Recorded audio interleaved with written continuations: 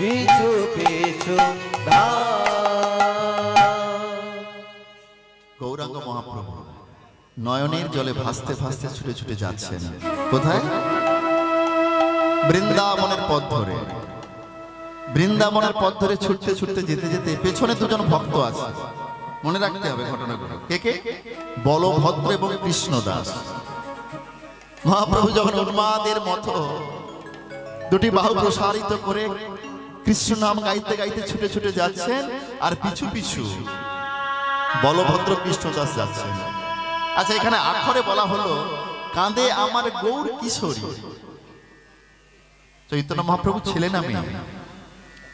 বলুন তো, মহাপ্রভু ছেলে না মেয়ে? ছেলে। বাহ, এই তো সুন্দর অ্যানসার। তাহলে গৌর কিশোরী কাকে বলা হয়, ছেলেকে না মেয়েকে? মেয়েকে বলা হয়। তাহলে গৌরাঙ্গ মহাপ্রভুকে কিশোরী বলা হলো কেন? হ্যাঁ, সুন্দর একটা জিনিস না? এই যে পদাবলী আপনারা আস্বাদন করছেন বাবা, আজকের যে লীলা আপনারা আস্বাদন করবেন একদম পদ ধরে ধরে পদাবলী কীর্তন, কিন্তু এগুলো এটা ভাবতে হবে। গৌর কিশোরী কেন বলা হলো না? গৌরাঙ্গ মহাপ্রভু তো শুধু একাই কৃষ্ণ নয়, দুজনে মিলিত হয়েছিলেন। কে কে? রাধা এবং কৃষ্ণ। অন্তে কৃষ্ণ, বাইরে রাধা। সেই জন্য তো আমার হলেন গোরা, নদীয়ার গোরা। তাহলে তার মধ্যে কৃষ্ণচন্দ্র রয়েছেন আর বাইরে রাধারানী রয়েছেন, আর সেই জন্য তাকে কিশোরী বলা হলো। আর যখন উন্মাদের মতো ছুটে ছুটে যাচ্ছে ওই বৃন্দাবনের পথ ধরে, হঠাৎ চলে এলো কোথায় না? বৃন্দাবনের একটি জায়গা যেটাকে বলা হয় কালীদহ। কালীদহ যমুনার একটি হ্রদে কালীয়নাগ বসবাস করতেন। যমুনার যে হ্রদের মধ্যে কালীয়নাগ বসবাস করতেন, সেই জায়গাটার নাম হলো কালীয় হ্রদ। আর সেখানে যখন উপস্থিত হয়েছেন আমার চৈতন্য মহাপ্রভু, পূর্বের কথা মনে পড়েছে। এই তো সেই কদম্ব বৃক্ষ। এই কদম্ব বৃক্ষের উপরে লাফ দিয়ে উঠে আমার কৃষ্ণচন্দ্র ঝাঁপ দিয়েছিলেন এই কালীয়দহে। আর সেই কালীদহের কাছে যখন উপস্থিত হয়েছে চৈতন্য মহাপ্রভু আমার, সেই যমুনার জলে ঝাঁপ দিয়েছে। আর যখনই ঝাঁপ দিয়েছে চৈতন্য মহাপ্রভু যমুনার জলের মধ্যে একদম ডুবে গেলেন। আর যখনই ডুবে গিয়েছে বলভদ্র কৃষ্ণদাস দুজনে চিৎকার করে বলছে, প্রভু প্রভু তুমি কি করেছো? না প্রভু, তুমি আমাদের ছেড়ে চলে যেতে পারো না, তুমি ফিরে এসো, তুমি ফিরে এসো প্রভু। তুমি যদি ওই যমুনার জলে ঝাঁপ দিতে পারো তাহলে আমরাও ঝাঁপ দেব। চৈতন্য মহাপ্রভু আমার হরিনাম করতে করতে যমুনার জলে ঝাঁপ দিয়ে যমুনার জলের মধ্যে প্রবেশ করেছেন। আর এমন সময় বলভদ্র কৃষ্ণদাস দুজনেও চৈতন্য মহাপ্রভুকে উদ্ধার করার জন্য সেই কালীদহের জলে ঝাঁপ দিয়ে চৈতন্য মহাপ্রভুকে যখন আবার তীরে ফিরে নিয়ে এলেন, দেখছে চৈতন্য মহাপ্রভু কোনো কথা বলছে না, শ্বাস প্রশ্বাস বন্ধ প্রায়। প্রভু, ও প্রভু, তুমি একটিবারের জন্য কথা বলো। তুমি যদি চলে যাও আমরা কাকে নিয়ে থাকবো বলো? আমাদের মনের দুঃখ, আমাদের মনের বেদনা কারে জানাবো তুমি বলো? তুমি তো আমাদের একমাত্র সম্বল, জীবনে বাঁচার একমাত্র অনুপ্রেরণা। না না প্রভু, তুমি আমাদের এমন করে ছেড়ে চলে যেতে পারো না। বলভদ্র কৃষ্ণদাস দুজনে মহাপ্রভুর চরণ ধরে কাঁদছে। তারা খুঁজে পাচ্ছে না কি করব, আমাদের কি করা উচিত। তখন তারা যুক্তি করে বলছে, প্রভু তো ভগবানের নামকে ভীষণ ভালোবাসত, জানি না প্রভুর কি ইচ্ছে। আমরা চলো প্রভুর ওই কর্ণ গোচরে একটু হরিনাম দি। বনে বদন দিয়া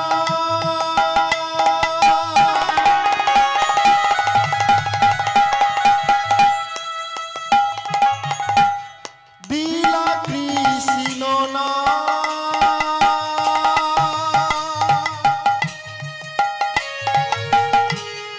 শ্রবণে বদন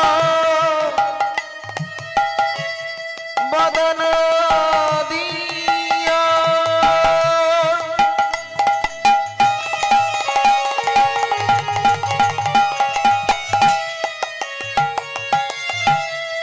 দিয়া কৃষ্ণ না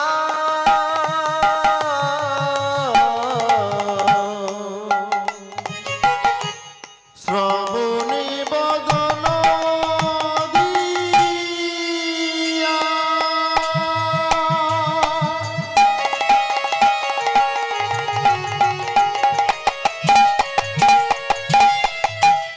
দিয়া দিলা কৃষ্ণ না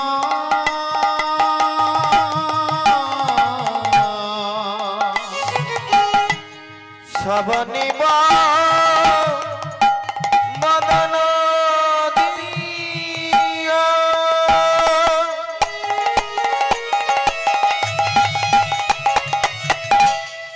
দিলা কৃষ্ণ না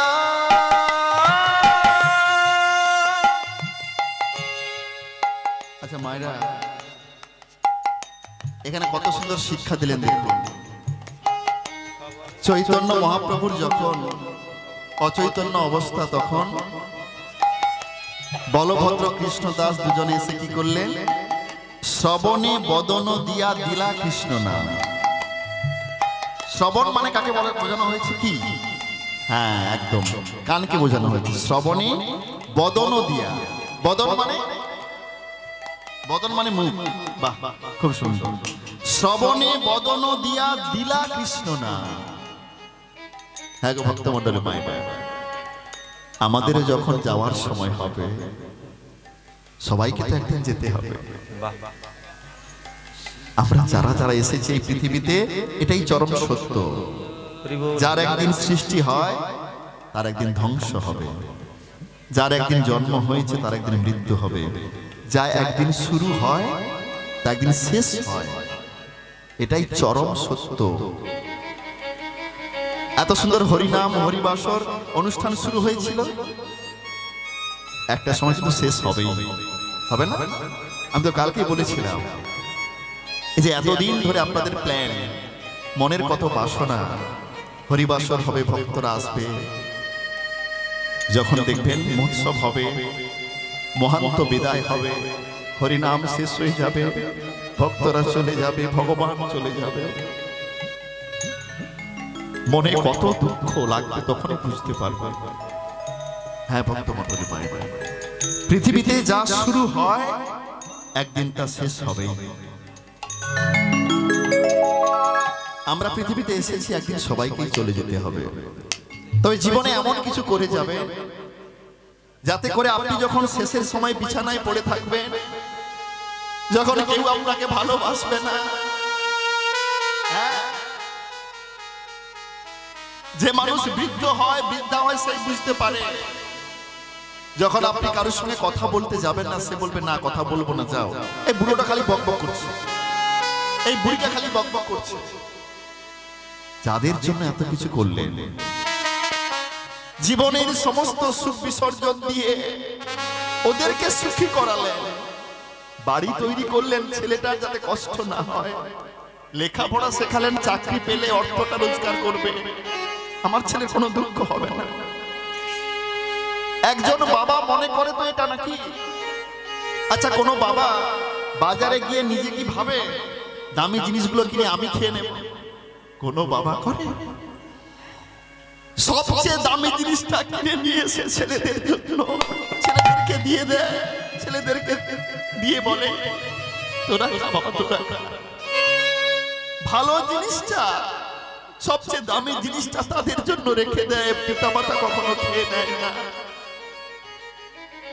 আর যখন আমাদের শেষের সময় ওই ছেলে ওই বৌমা একদিন বলবে বুড়োটা কখন যাবে সেটাই দেখছি। আপনি যখন বিছানায় পড়ে থাকবেন, আপনার সঙ্গে কথা বলার মতো মানুষ থাকবে না, তখনই মনে হবে জীবনে আমি কি করেছি। আপনারা একটা অন্তত কাজ করে যাবেন, জীবনের শেষ সময় যখন ওই বিছানায় পড়ে থাকবেন, যেন এমন কেউ এসে আপনার কানের কাছে যেন একটু ভগবানের নাম বলতে পারে, আর কিচ্ছু না হলে চলবে। চৈতন্য মহাপ্রভু আমাদের শিক্ষা দিলেন লীলার মধ্য দিয়ে। পৃথিবী ছেড়ে যখন আমরা চলে যাব, সেই সময় আমাদের সবচেয়ে গুরুত্বপূর্ণ কর্ম হবে হরি নাম শ্রবণ করা, মনে মনে নাম বলতে না পারলেও মনে মনে করা। তাই আজকের বলভদ্র কৃষ্ণদাস কি করলেন? শ্রবণে বদন দিয়া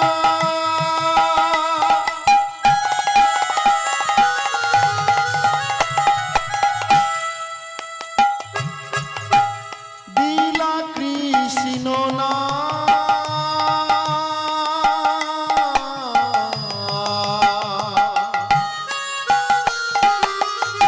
ওই শ্রবণে বদন দিয়া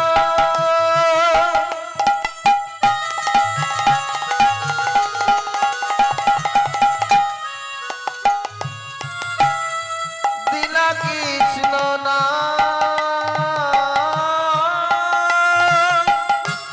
চৈতন্য পাইয়া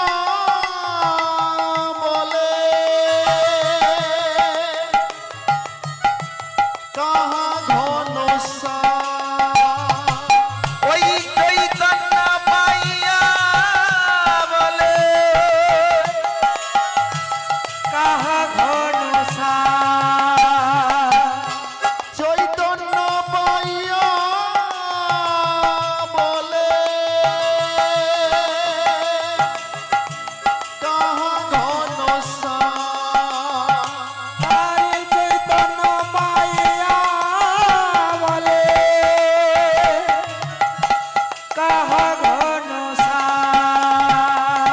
কোথায় লুকা ইলে হরি, তুমি কোথায় লুকা ইলে হরি, কোথায় লুকা ইলে হরি, কোথায় লুকা ইলে হরি।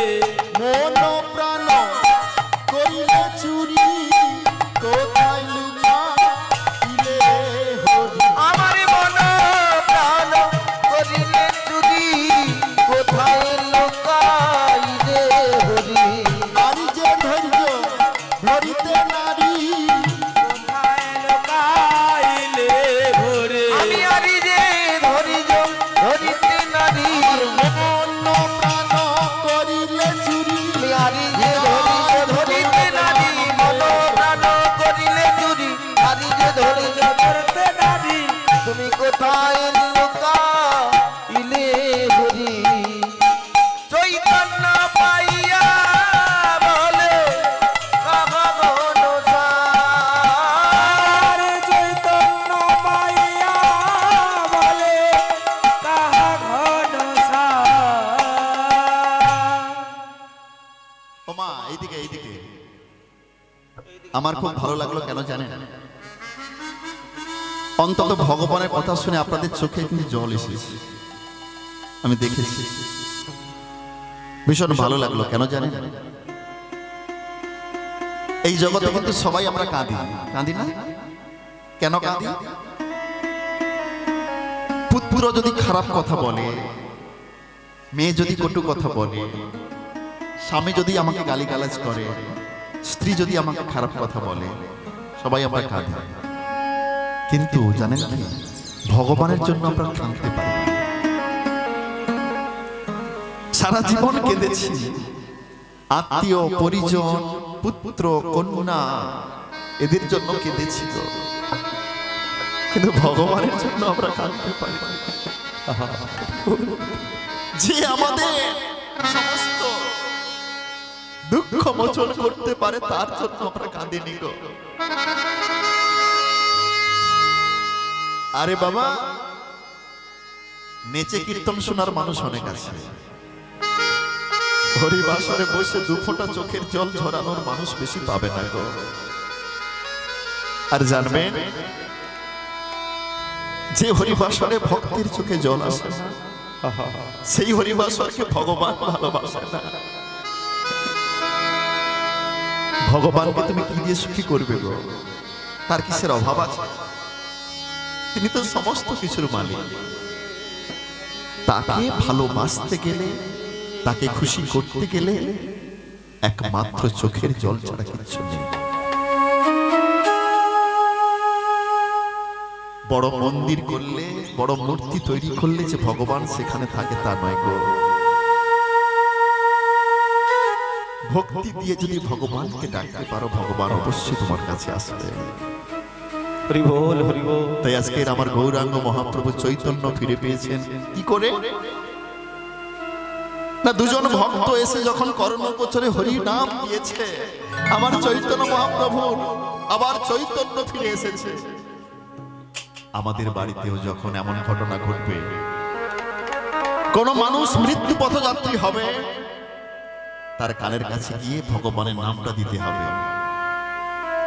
অনেক সময় এটা হয় না, এত কঠিন অসুখ করে, কলকাতা ভেলোর সমস্ত জায়গা ফেল হওয়ার পরে চলে যাও, বলে নিয়ে চলে যাও, এ আর বেশি দিন বাঁচবে না, ভগবানের চরণ তলে দিয়ে দাও, ভগবানের হাতে, আমাদের হাতে আর নেই। হ্যাঁ, তখন বলে ভগবানের হাতে। ভগবান একদিন আমাদেরকে সবাইকে নিয়ে নেবে, সেটা কবে নেবে আমরা কেউ জানি না। তবে বাড়িতে যখন এমন দুর্ঘটনা ঘটবে, ভগবানকে ডাকতে কেউ ভুলবেন না, সবাই ভগবানকে প্রাণ ভরে ডাকবেন, ভগবান আপনাদের সমস্ত বিপদ থেকে রক্ষা করবে। চৈতন্য মহাপ্রভু আজকে কি করছেন? যখনই চৈতন্য ফিরে পেয়েছে, চৈতন্য পাইয়া প্রভু গড়াগড়ি যায়, চৈতন্য পাইয়া প্রভু গড়াগড়ি যায়, চৈতন্য পাইয়া প্রভু গড়াগড়ি যায়, চৈতন্য পাইয়া প্রভু গড়াগড়ি যায়। গৌর চরণ বুকে ধরে কৃষ্ণ দাসে গায়, গৌর চরণ বুকে ধরে কৃষ্ণ দাসে গায়, গৌর চরণ বুকে ধরে কৃষ্ণ দাসে গায়, আদি গৌর চরণ বুকে ধরে কৃষ্ণ দাসে গায়।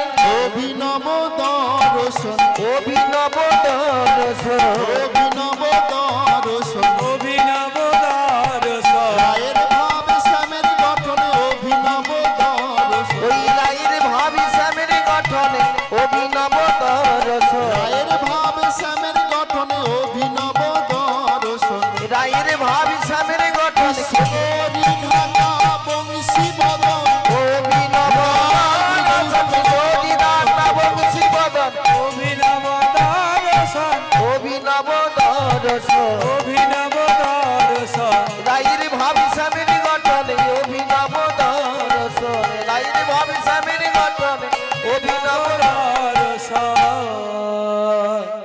রায়ের ভাব শ্যামের গঠন, ভাবটা রয়েছে রায়ের মতো, মানে রাধারানীর মতো। রাধারানী যেমন সারাটা জীবন ধরে কেঁদে কেঁদে ভগবান কৃষ্ণকে ডেকেছিল, সেই ভাবটা গৌরাঙ্গ মহাপ্রভুর মধ্যে। আর গঠনটা কার? না কৃষ্ণের মতো। এই তো আমার গৌরাঙ্গ মহাপ্রভু।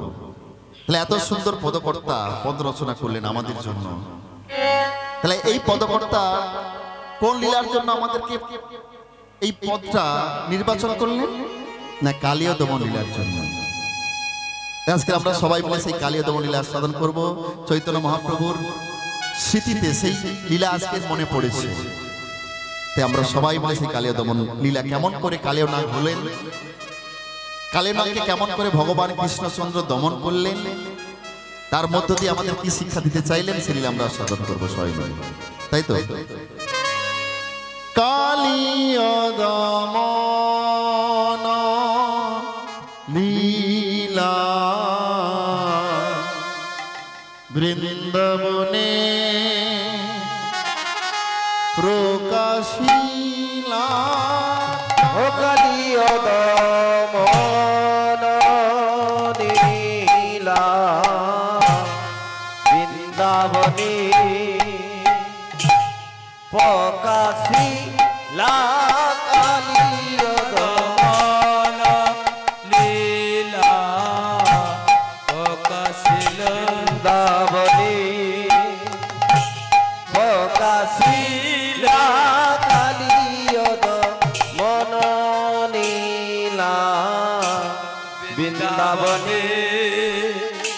প্রকাশিলা কালিয় দমন নীলা বৃন্দাবনী প্রকাশিলা কালিয় দমন লীলা বৃন্দাবনে প্রকাশিলা কালিয় দমন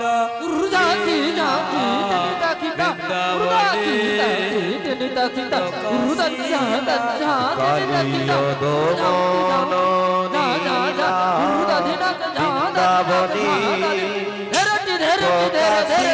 প্রকাশিলা কালিয় দমন লীলা বৃন্দাবনে প্রকাশিলা কালিয়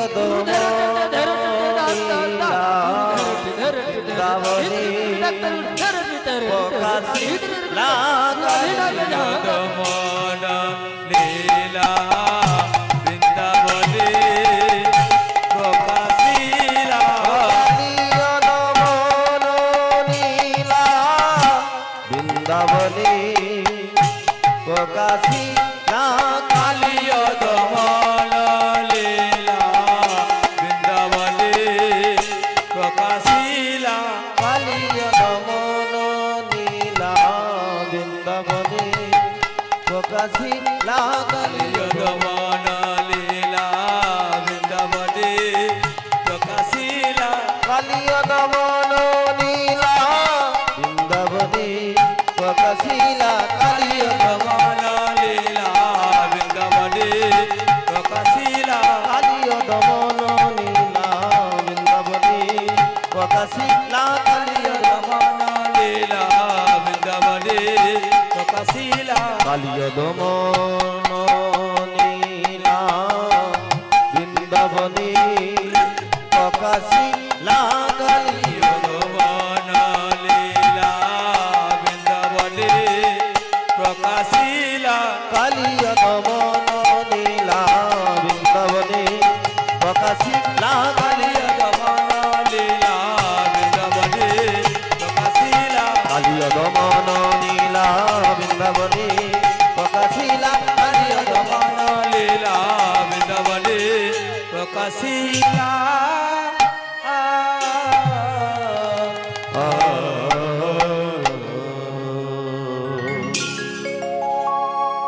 কালিন্দির এক দহে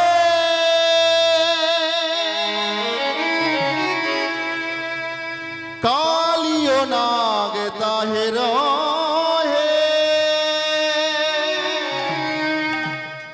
বিশ্বজলে দহন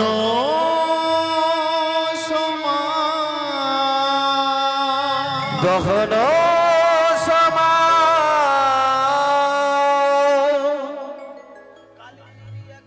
কালিন্দির এক দহে কালিও নাগ তাহে রহে বিশ্বজলে দহন সমান কালিন্দির এক দহে কালিও নাগ তাহে রহে কালিন্দিরি একই দহে কালিও নাগ তাহে রহে কালিন্দির এক দহে কালিও নাগ তাহে রহে ওই কালিন্দিরি একই দহে কালিও নাগ তাহে রহে বিশ্বজলে দহন সমান বিশ্বজলে দহন সমান বিশ্বজলে দহন সমান বিশ্বজলে দহন সমান কালিন্দিরি একই দহে কালিও নাগ তাহে রহে কালিন্দিরি একই দহে কালিও নাগ তাহে রহে বিশ্বজলে দহন সমান বিশ্বজলে দহন সমান বিশ্বজলে দহন সমান বিশ্বজলে দহন সমান বিশ্বজলে দহন সমান দহন সমান বিশ্বজলে দহন সমান দহন সমান বিশ্বজলে দহন সমান দহন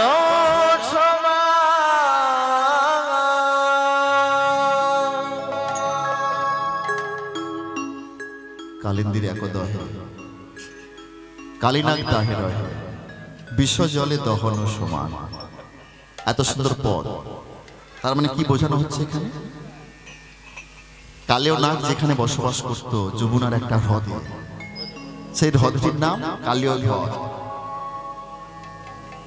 এখনো পর্যন্ত সেই স্থানটি রয়েছে। আপনারা যারা বৃন্দাবনে যাবেন দেখেছেন, একবার সেই কথাটা মনে করুন, সেই জায়গাটার কথা মনে করুন, সেইখানকার লীলাটা আজকে হচ্ছে। সেখানকার কালীয়নাগ যখন ছিল,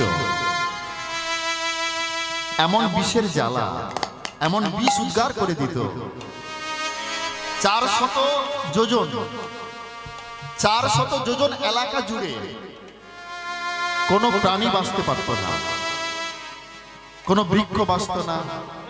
এমনকি যদি সেই যমুনার উপর দিয়ে, সেই কালিয়া হ্রদের উপর দিয়ে কোনো পাখি উড়ে যায়, সেও মারা যায়। তাহলে ভাবুন কত বিষের জ্বালা। 400 যোজন এলাকা, 400 যোজন মানে কতটা বলতে পারবেন? 400 যোজন, 1 যোজন কত দূর? 1 যোজন না, বিশাল দূর বললে হবে না, পরিমাপ আছে তো। 1 যোজন সমান 10 মাইল। 1 যোজন সমান 10 মাইল। তাহলে 400 যোজন সমান 4000 মাইল।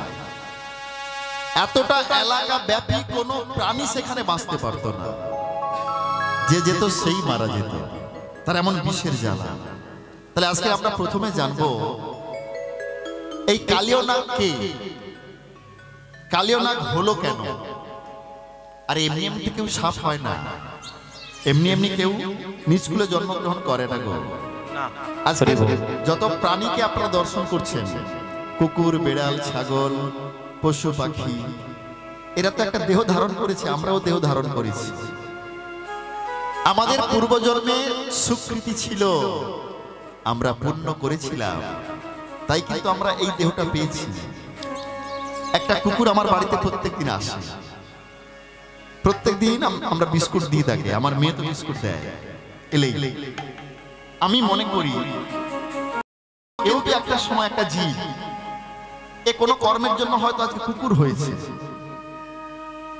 ঠিক সেরকম আমরা যে মানুষ হয়েছি আমাদের সুকৃতির জন্য, আমাদের ভালো কর্মের জন্য। তাহলে প্রত্যেকটা জীব যে জন্মগ্রহণ করে তাদের কর্ম অনুসারে জন্ম লাভ হয়।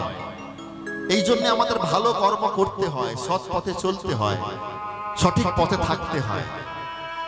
এই জীবনে মানুষ হয়েছে, তাহলে ভগবান যদি কৃপা করে আবার মানুষ হব।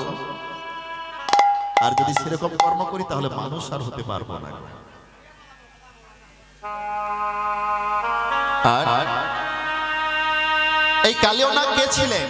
পূর্বজন্মে শুনলে আপনারা অবাক হয়ে যাবে। এই কালীয়নাগ পূর্বজন্মে একজন রাজা ছিলেন। ভাবা যায়, রাজা হলো কি একটা সাপ। আমরা ছোট্ট করে একটু আস্বাদন করি, কেন রাজা থেকে সাপ হলো, কালীয়নাগ হলো। শুনবেন তো নাকি? এখন রাজার একদিন মনের ইচ্ছে হয়েছে মৃগয়া করতে যাবে, জঙ্গলের মধ্যে পশু শিকার করতে যাবে। আগেকার দিনে জমিদার বাড়ির লোকেরা এটা করতো না? অনেকের বাড়িতে বন্ধু আছে দেখবেন। আবার এখনকার দিনে রাখতে গেলে লাইসেন্স করে রাখতে হয়, তাই না? তারা কি করে, বন্ধুকে পাখি মারে। অনেকেই দেখেছি আমরা, উচিত নয়। তো যাই হোক, রাজা চন্দ্রধ্বজ, এই রাজার নাম কি? চন্দ্রধ্বজ। মনে রাখবেন, চন্দ্রধ্বজের নামটা কি করে মনে থাকবে? ওই চাঁদের কথা মনে থাকলে নামটা মনে থাকবে। আমরা তো এরকম করতাম ছোটবেলা। কোথাও যেতে হবে, ধরুন কলকাতার একটা কোনো জায়গা আমি যাব, সেই জায়গাটা তো আমি চিনি না, নামটা মনে থাকবে না। ধরুন ভবানীপুর, তা আমি ভাবলাম বাড়ির পাশে একজন মেয়ের নাম আছে ভবানী, ওর নামটা মনে থাকলে আমি ভবানীপুর চলে যাবো। ভবানী। তাহলে এই রাজার নাম হলো চন্দ্রধ্বজ রাজা। চন্দ্রধ্বজ রাজা একদিন কি করেছে, সমস্ত সৈন্যদেরকে সঙ্গে করে নিয়ে গহন কাননে এসে উপস্থিত হয়েছে। গহন কাননে এসে উপস্থিত হয়ে সেদিনকার একটাও পশু শিকার করতে পারলো না, একটাও পশু শিকার করতে পারলো না। তখন সৈন্যদের ডেকে বলছে, এই তোমরা শোনো শোনো, আজকের যখন আমি পশু শিকার করতে পারলাম না, তাহলে আমি আজকের বাড়িও ফিরে যাব না, এখানে থাকবো, এখানে থাকবো, আমার থাকার ব্যবস্থা করে দাও। তাই সমস্ত সৈন্যরা মিলে কি করেছে, একটি বৃক্ষের তলায় একটি সুন্দর করে পর্ণকুটি তৈরি করেছে, রাজামশাই থাকবেন বলে। রাজামশাই রয়েছেন সেই পর্ণকুটির মধ্যে, সবাই নিদ্রাচ্ছন্ন, সবাই ঘুমিয়ে পড়েছে। রাত্রি ঘন হয়েছে, রাত্রি অধিক হয়েছে, কিন্তু রাজার ঘুম আসছে না। রাজামশাই ঘুমোতে পারছে না। তাই রাজামশাই চিৎকার করে উঠলেন, তোমরা কে কোথায় আছো চলে এসো, তোমরা কে কোথায় আছো চলে এসো, আমার কাছে এসো, এই মুহূর্তে আমার কাছে এসো। সমস্ত সৈন্যরা রাজামশাই চিৎকার শুনে ছুটে এসেছে। রাজামশাই, রাজামশাই, আপনার কি হয়েছে, আপনি অমন করে চিৎকার করে উঠলেন কেন?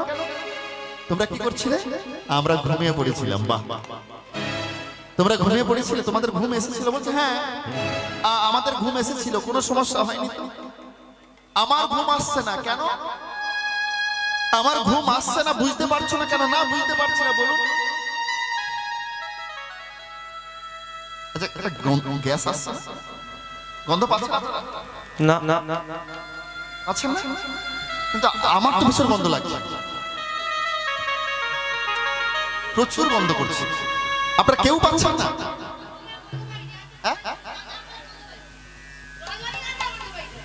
আমি তো দুর্গন্ধ পাচ্ছি। দেখো দেখো দেখো, কোথায় কি আছে দেখো। আমি বলছি না, রাজামশাই বলছে সৈন্যদের, বলছে আমার তো দুর্গন্ধে একদম ঘুমিয়ে আসছে না। তোমরা কি করে নাক ডেকে এমন করে ঘুমাচ্ছ এমন দুর্গন্ধের মধ্যে? আরে তোমরা যাও যাও, দেখো দেখো কোথায় কি পড়ে আছে, কোথাও পচা পচা কিছু আছে বলে মনে, দেখো দেখো, গিয়ে দেখো।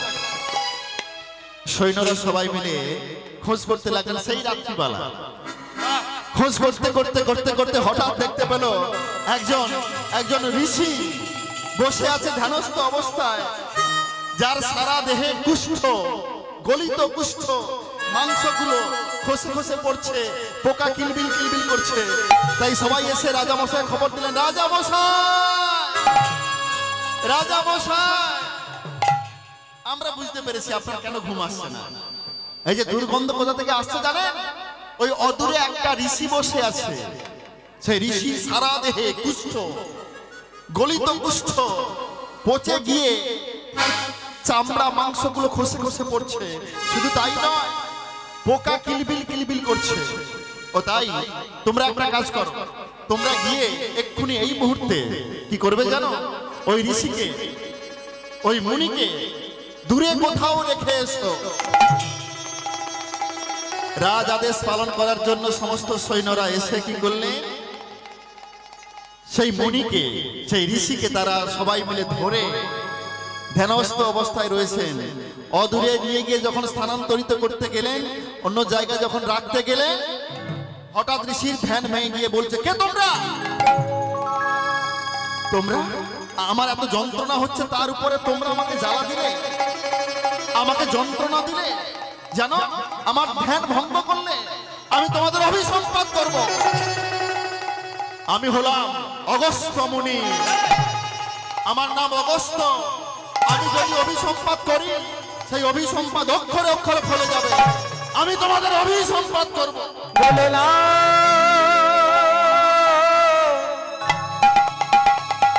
ও গো মুনিবরে, বলো না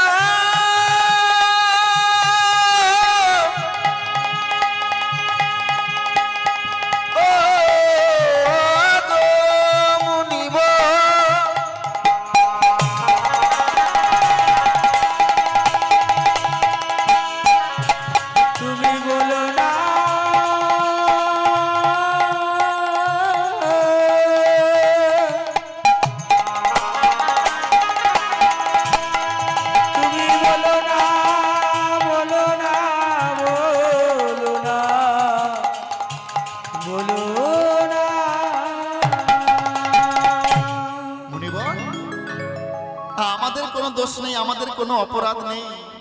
আমরা তো ওই রাজার আদেশ পালন করার জন্য আপনাকে আমরা স্থানান্তরিত করেছি, আমরা রাজ আজ্ঞা পালন করেছি। যদি অন্যায় হয় তাহলে আমাদের রাজামশাই অন্যায় করেছেন, আমরা কোনো অন্যায় করিনি। কি বললে তোমাদের রাজা অন্যায় করেছে? এই মুহূর্তে আমি তোমাদের রাজাকে অভিসম্পাদ করব। আমার যেমন করে সারা দেহে কুষ্ঠ গলিত, মাংসগুলো রক্ত পুজ হয়ে গলে খসে খসে পড়ছে, তোমাদের রাজাকেও এমন করে কষ্ট পেতে হবে। তোমাদের রাজার সর্ব অঙ্গে গলিত কুষ্ঠ হয়ে যাবে। আমি অভিসম্পাদ করলাম, অভিসম্পাদ করলাম, অভিসম্পাদ করলাম। প্রভাত না হতে হতেই রাজার সারা দেহে কুষ্ঠ দেখা গেল। যন্ত্রণা, কঠোর যন্ত্রণা সহ্য করতে পারছে না। রাজামশাই রাজ পরিবারে ফিরে এলে, এসে শুধু চিৎকার করে বলছে, আমি সহ্য করতে পারছি না আমার এই দেহের জ্বালা। তোমরা বদ্যি ডেকে নিয়ে এসো।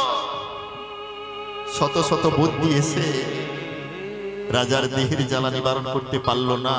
কুষ্ঠ গলিত হয়ে যাচ্ছে, সারা দেহে পুজ হয়ে যাচ্ছে, যন্ত্রণা হচ্ছে, সহ্য করতে পারছে না। কবিরাজকে ডাকা হলো, কোন কবিরাজ এসেও ভালো করতে পারল না। যখন সারা দেহে এমন করে কুষ্ঠ হয়ে রক্ত মাংস খসে খসে পড়ছে, যন্ত্রণায় ছটফট ছটফট করছে, রাজা হলেও তাকে কেউ ভালোবাসবে গো? সে যদি রাজাও হয়, তার দেহে যদি এমন করে রক্ত পুজ হয়ে যায়, তাকে কেউ ভালোবাসতে পারে না। সেই রাজ পরিবারে তার ঠাঁই হলো না। দূরে একটি কক্ষের মধ্যে তাকে রাখা হলো। যে রাজাকে দেখলে সবাই এসে প্রণাম জানাতো, আজকে সে রাজার কাছে কেউ আসে না, কেউ আসে না। রাজা মনের দুঃখে কাঁদে আর বলে, দয়াময়, আমি কি অপরাধ করেছি? আমি কি অন্যায় করেছি যার জন্য আমাকে এত দুঃখ, এত যন্ত্রণা, এত কষ্ট পেতে হচ্ছে? দয়াময়, আমি যাদের জন্য এত কিছু করলাম, তারাই আজকে আমাকে ভুলে গেল। কেউ কাছে এলো না, কেউ না, সবাই আমাকে ছেড়ে চলে গেছে। দেহ ধারণের জন্য ন্যূনতম যেটুকু খাদ্যের প্রয়োজন হয় দূর থেকে দিয়ে চলে যায়।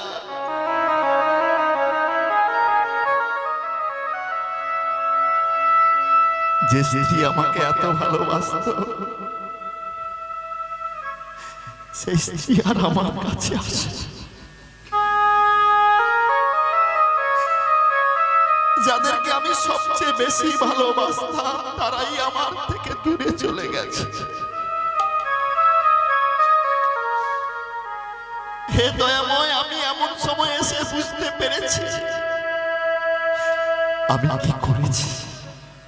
একমাত্র তুমি ছাড়া আমার আপন যে কেউ নেই। দয়াময়, একবার দর্শন দাও। আমার কোন অপরাধ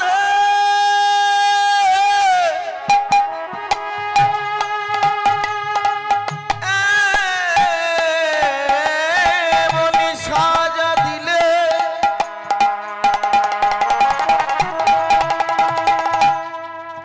তুমি বলো বলো বলো,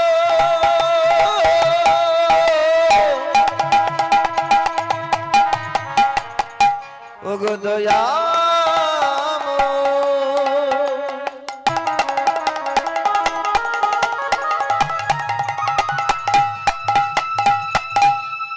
তুমি বলো বলো, ওগো দয়াময়,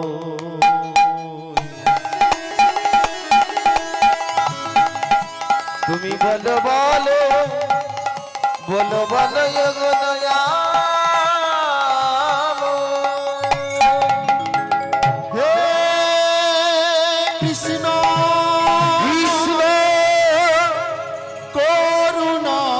সিন্ধু করুণার সিন্ধু দীন বন্ধু জগৎপতে দীন বন্ধু জগৎপতে গোপেশ গোপিকা কান্ত গোপেশ গোপিকা কান্ত রাধাকান্ত নমস্তুতে নমস্তুতে।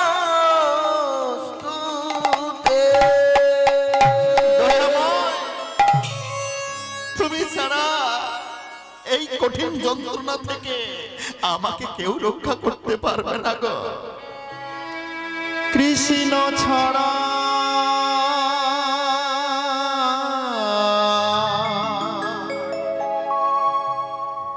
কে আছে আমার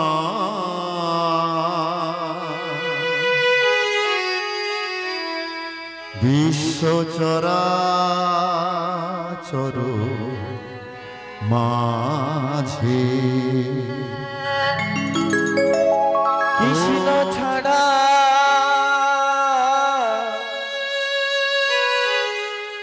কে আছে আমার আমি বুঝতে পেরেছি তুমি ছাড়া আমার আপন আর কেউ নয় গো।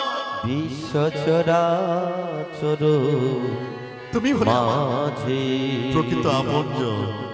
ও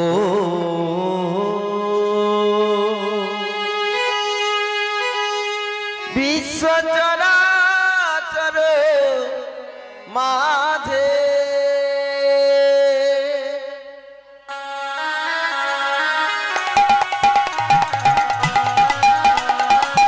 নিতাই গুরু গৌর প্রেমানন্দে হরি হরি বল।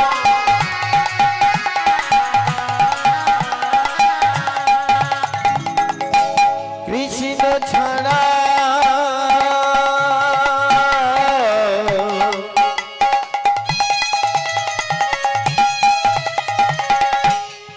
কে আছে আমার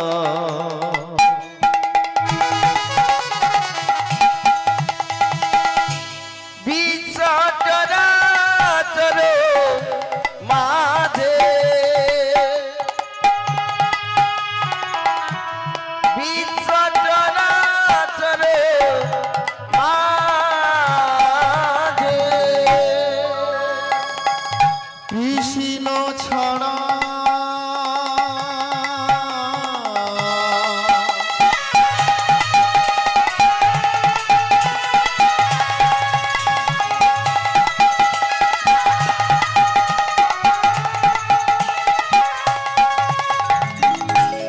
কে আছে আমার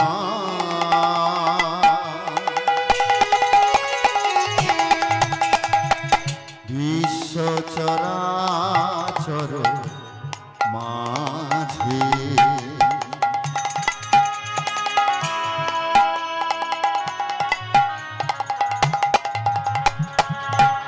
কৃষ্ণ ছাড়া কে আছে আমার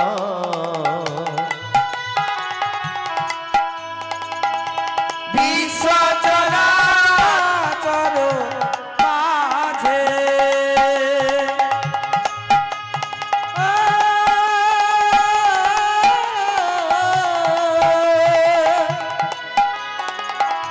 বিশ্ব চরাচর মাঝে যে ছিল আমার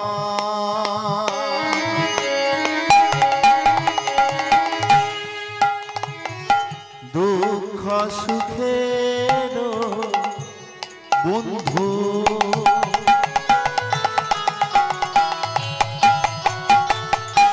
সে হলো আমার জীবন দুয়ারের সিন্ধু যে ছিল আমার দুঃখ সুখের বন্ধু সে হলো আমার জীবন দুয়ারের সিন্ধু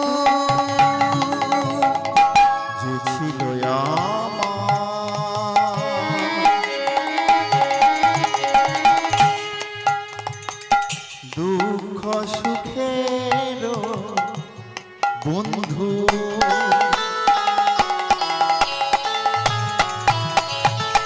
সে হলো আমার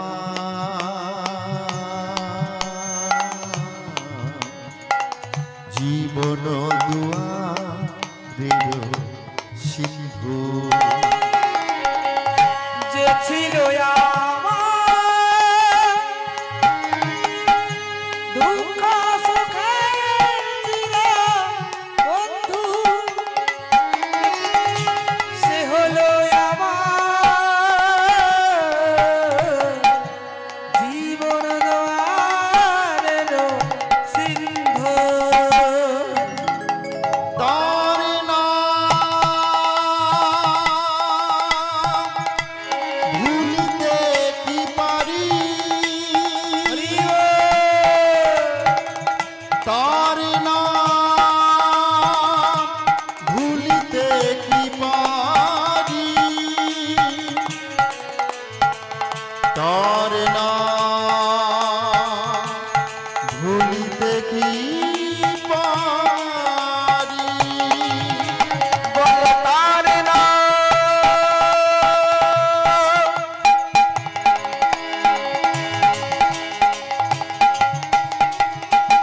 ভুলিতে কি পারি,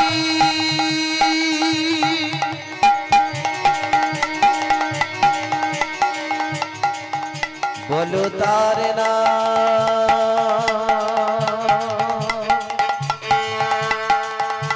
ভুলিতে কি পারি। বিষচরাচর মাঝে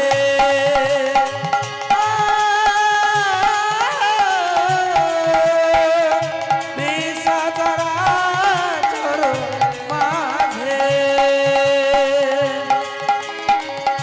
কৃষ্ণ ছাড়া